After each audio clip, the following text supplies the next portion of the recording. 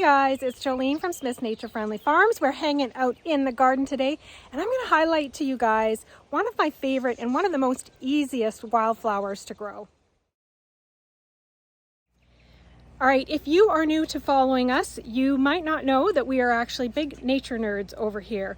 This garden is not just a space for me, but it also is a space that I try to share with kindness with nature. Now, we are not nature perfect by any means, but we do try to take simple, small steps that makes it kinder for nature. It's one reason why we have a no-till garden, so we're not digging up all the creatures underground, and we're leaving spaces where bees can make their nests and frogs can live, or toads mostly. But we do a lot of things, little things, to try and live with nature and still come out with a harvest as kindly as possible. Now, over the last couple of years, I've experimented with quite a few different kinds of native wildflowers, and some of them are really tricky to get going. But this one in particular is quite easy to get going and is on my list of probably the top and most easiest one to not only grow, but also keep growing. You don't have to spend a ton of money on seed, because once you get them started, they'll produce ongoing. This is the Coreopsis Lanceolata, and you can see this one's being enjoyed by a critter already. We've certainly seen a few bees and butterflies and wasps on it recently as well. So it's a great one for pollinators and looks like beetles.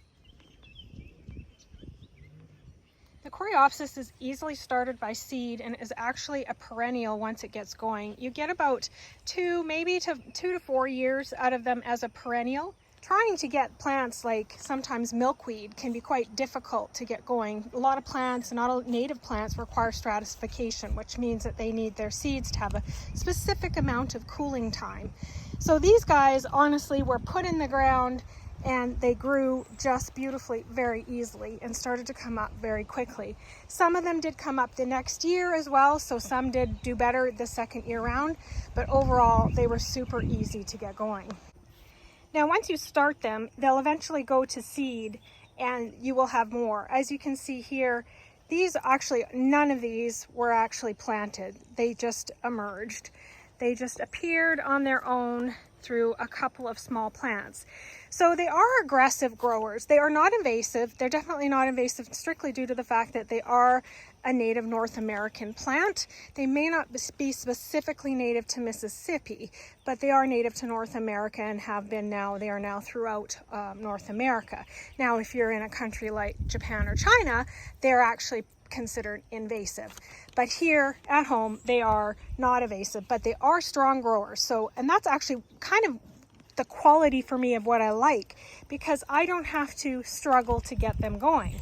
They can grow just about anywhere, but mostly they do best in full sun, and they're really drought tolerant. This is a type of plant, like, I'll never water these. I'll never touch these guys. They'll just do their own thing, and they'll bring this beauty to the garden and be here for the pollinators without any effort whatsoever. They can tolerate some shade as well, so if you are looking for a plant for a partial shade area, this one should also work as well. You will get about 2 to 4 years out of them as a perennial, and they are an awesome pollinator plant. As you can see, look at that bum, it's all covered in pollen. So if you find some that you don't really want in a certain spot, they are very easy to pull.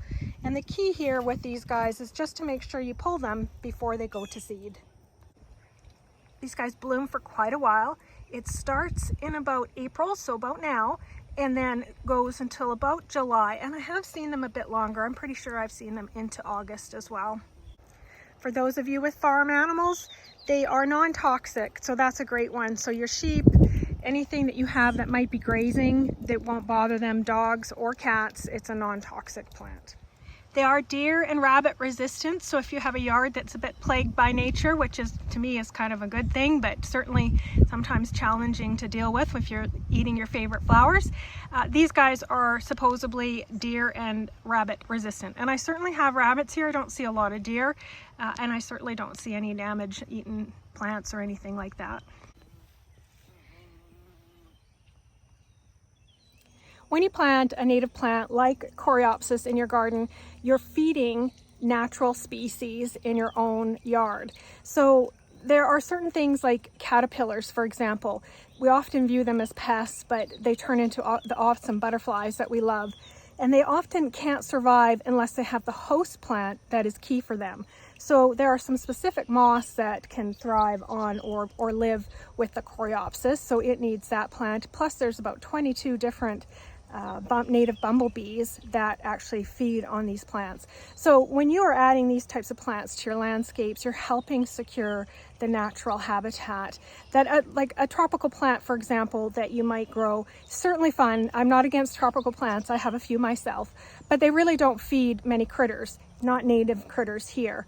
But plants like this Coreopsis will do great at feeding the critters that really need it in our habitat. And we need them because they're creating and pollinating and developing the plants that we need to keep our ecosystem going. So very good to incorporate these kind of native plants into your landscape.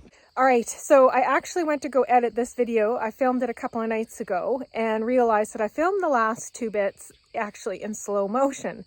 So I won't make you endure that. I had to refilm it, hence why the costume change.